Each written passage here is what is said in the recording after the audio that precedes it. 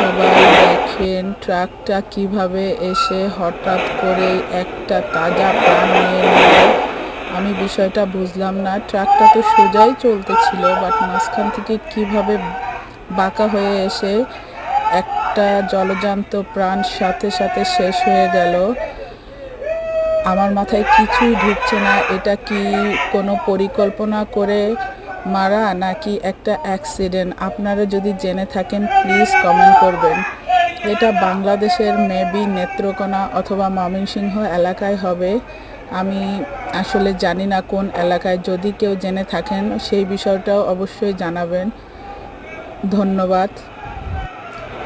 Hello সবাই, এটা একটা সিসি ক্যামেরার ফুটেজ থেকে নেওয়া হয়েছে। রাস্তার পাশে এক লোক দাঁড়িয়ে ছিল। আপনারা দেখতেই পারছেন যে একটা ট্রাক এসে মুহূর্তের মধ্যে লোকটার প্রাণ নিয়ে নিল। ট্রাকটা তো সোজা হয়েই চলছে।